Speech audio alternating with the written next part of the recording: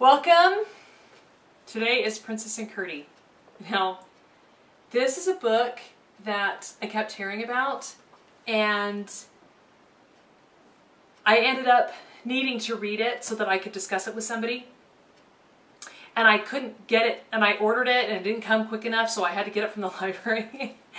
And now I'm going to have to totally reread it and mark it up just like we're supposed to, because there is so much incredible stuff in it.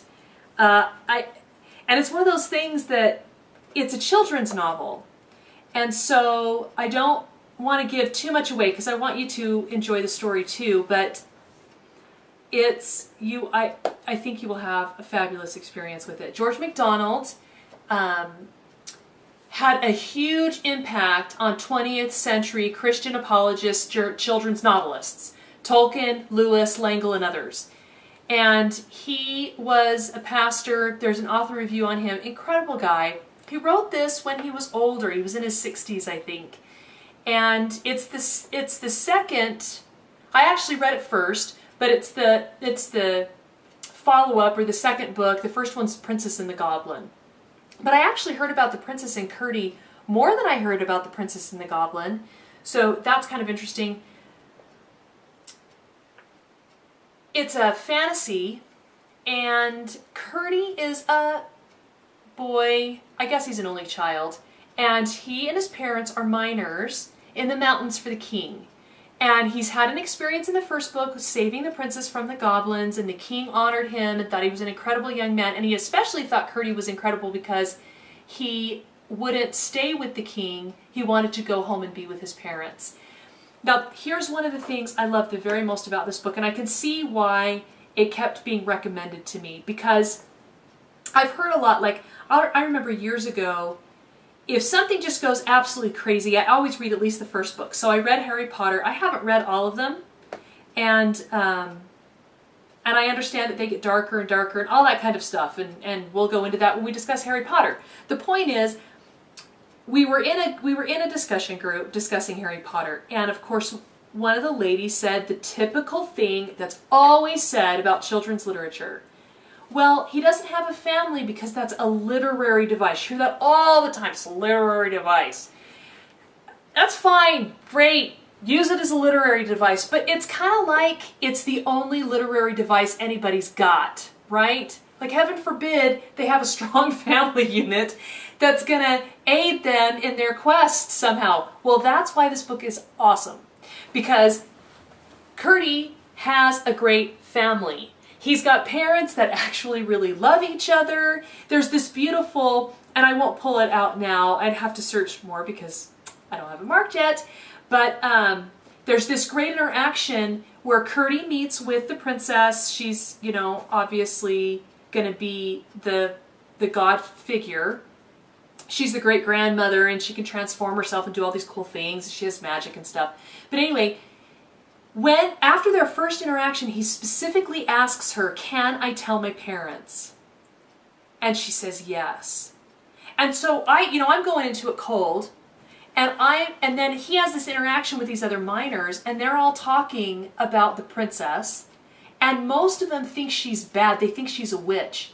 And so I'm the reader thinking, well, is she good or is she bad? Am I supposed to like her or am I not supposed to like her?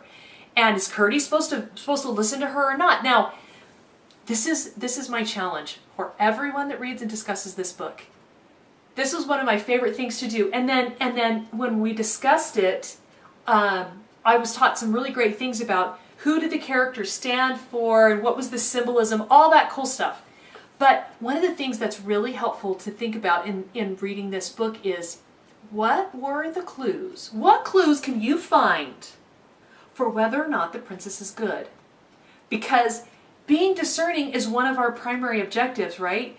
We want to learn, and we want to arm children and youth and of course even adults with better skills of discernment, of looking for those little clues that help us know, oh, I should listen to this person, I shouldn't listen to this person. And there's all this confusion at the beginning of this book, and it's so valuable in that way. So pay attention to that and discuss it in your groups. Why or why not should he have listened to the princess, and how could he know? How could he discern? Anyway, so she says, yes, you can tell your parents. Well, I think that's one of the clues that she's good. But anyway, so he goes and talks to his parents, and George MacDonald inserts this little deal where he says, the father said that the mom should talk and tell, because Curdie shared the whole story with them, everything, told them the whole absolute truth. And they believe him, which is so awesome. And then the mom, anyway, the dad says to his wife, you tell him what we think. And then George MacDonald says, because the reason that the dad did that was because the mother and father always had the same opinion. And they always had the same opinion because they thought the same. And they always thought the same because they loved justice and equity and goodness more than they loved anything else. And so you think and discuss that. Think about that and discuss it because it's super awesome. This is one of the things I love the very most. This is a major theme, and I'm not going to give away all the things that come up later. There's this incredible gift Curdie is given that has to do with some of the things I've talked about.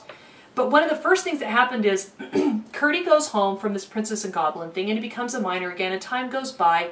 George MacDonald doesn't tell us how long, but it's kind of like it's been years, maybe. And, well, I guess it has had to have been years. And Curdie's just going along, he's doing his thing, you know, I mean, he's a good enough kid, he obeys his parents, he goes to work, but George MacDonald brings out how his parents kind of sigh when they think about him, and their hearts aren't full of joy about him and what he's doing and how he's spending his time. And he meets the princess through a series of really incredible events, and it's such a beautiful opening to the book because he has this whole, like, change of heart experience. And she asks him, what are you doing that's good? What are you doing that's bad? And he's thinking, well, I don't think I'm doing anything bad. I think I'm a good guy. And because, of course, I'm identifying with that. I think that kind of thing about myself. I think maybe we all do. And they have this discussion about whether or not there's more good things to do or bad good things. And she says, now tell me what bad thing you have done today besides this sore hurt to my little white friend. And he thinks about it, like he really searches his heart and he realizes what's going on, and he says, when I did that, when I shot the bird, I didn't know I was doing wrong because I was always doing wrong, and the wrong had soaked all through me. And this is really weird because he's not been doing bad things. I mean, he's definitely not been doing bad things in the sense that we think about it in the modern day. I mean, he certainly wasn't going to be picked up by the police and taken to prison anytime soon. Didn't have an addiction. He was going to work, for heaven's sake. And yet, somehow, he was doing wrong. And this is the sense in which he was doing wrong. And it's only the beginning of all the great things to come in the rest of the book. What wrong were you doing all day, Curdie? It's better to come to the point, you know. And her voice was gentler even than before. And this is what he says. I was doing the wrong of never wanting or trying to be better. Super awesome! Okay, so that's just the beginning of The Princess and Curdie, and it ties into the central message of the book and the gift that he's given and the things that he goes on to do. There's just gallons and gallons of great discussion stuff. It's a simple read. It's a children's novel. Read it to your kids. Read it with your kids. Discuss it with your kids. Discuss it with your youth. Discuss it with your friends in your book groups. Whatever, because you will really, really enjoy it. And look for how you can use this book. Just one way. This is my favorite way, but just this one way of how you can use this book to become more discerning of others, because that is a gift that we all need to develop. See you next time.